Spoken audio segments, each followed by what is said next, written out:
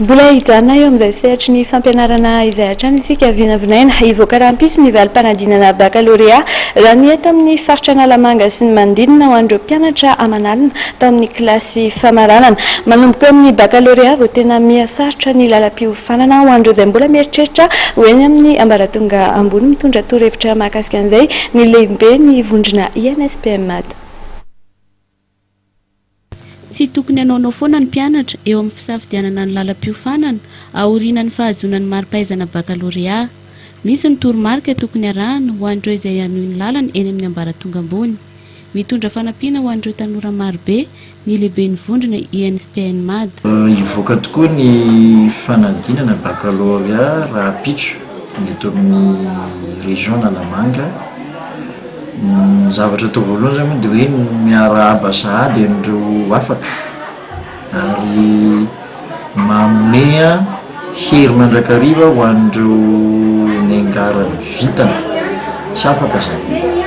Ho an'ireo afaka dia ny torohevitra moa zany dia hoe varavarana misokatra ho an'ny fianarana kely ny ambaratonga ambony ny fahazahoana ny taratasy io taratasy ara-panjakana io zany ka ny voalohany iny aloha dia hoe ilay fitiavana an'ilay asa ho atao arak'izay aloha no mitarika voalohany.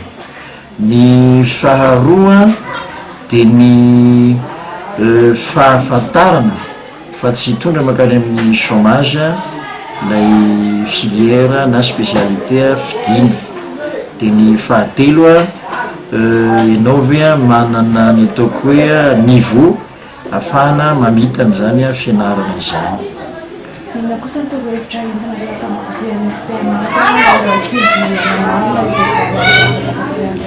ho anay ato amin'ny groupe INSPM MAD izay mazoto hiditra ao amin'ny sehatry ny paramédical fanofanana sage-femme, infirmier généraliste, infirmier familial, technicien de labo, kiné dia misokatra midanadana ho an'izy ireo ny atontsika dia ao anatin'izay koa ny étranger des douanes sy ny agronomie.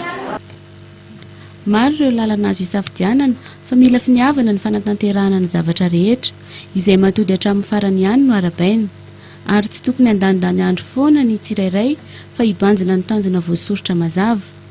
Eo ireo fepetra izay mila arahana rehefa irosy amin'ny ambony kokoa. Mbola mila fotoana avokoa nefa ny fanatanterahana indrindra raha ny fianarana no resaina. Hitsonjovana ny asa any aoriana no tena tanjona eto araka ny teny filamatra izay voizin'ny vondrona INSPM MAD zéro chômage.